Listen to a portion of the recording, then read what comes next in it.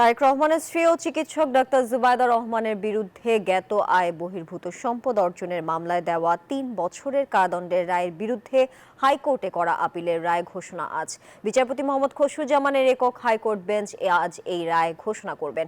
এর আগে গত সোমবার শুনানি শেষে আদালত ২৮ মে রায় ঘোষণার দিন ধার্য করেন। আপিলকারীর আইনজীবী SM শাহজাহান দাবি করেন, মামলায় যে সম্পত্তিগুলো তারেক রহমানের নামে উল্লেখ করা হয়েছে তার কোনোটি অবৈধ বা জ্ঞাত আয়ের বাইরে নয়। এমনকি এসব সম্পদের একটি টাকাও দেশের বাইরে নয়, বরং সবই বাংলাদেশের অভ্যন্তরে। তার ভাষায়, বাংলাদেশের বাইরে এই পরিবারের কোনো ঠিকানা নেই।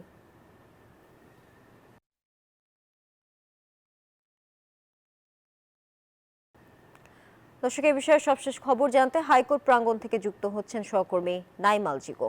জিকো, ডাক্তার জুবায়দা রহমানের সাজার মামলায় আপিলের রায়ের বিষয়ে কি তথ্য আছে আপনার কাছে?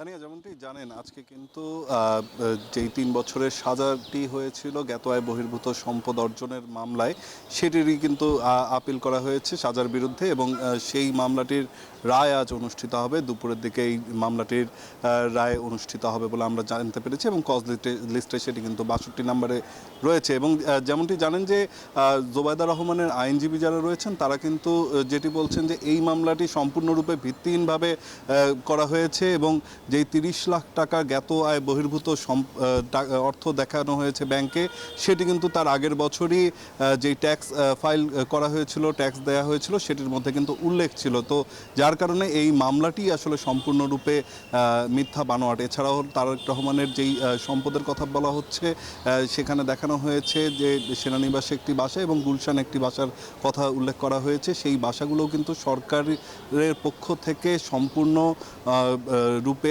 আইন কানুন মেনেই কিন্তু সেগুলো হলো দেয়া হয়েছিল থাকার জন্য, এবং সেটিতেও কিন্তু দেখানো হয়েছে যে এটিও জ্ঞাত আয় বহির্ভূত সম্পদ, যেটি আসলে হলো টেকে না বলেই কিন্তু আইনজীবীরা বলছেন, এবং সেই সমস্ত বিষয় কিন্তু আদালতে উত্থাপন করেছেন, এবং তারা আশাবাদী যে এই মামলাটি সম্পূর্ণরূপে খারিজ হয়ে যাবেন, এবং এই মামলা থেকে অব্যাহতি পাবেন, সাজা থেকে অব্যাহতি পাবেন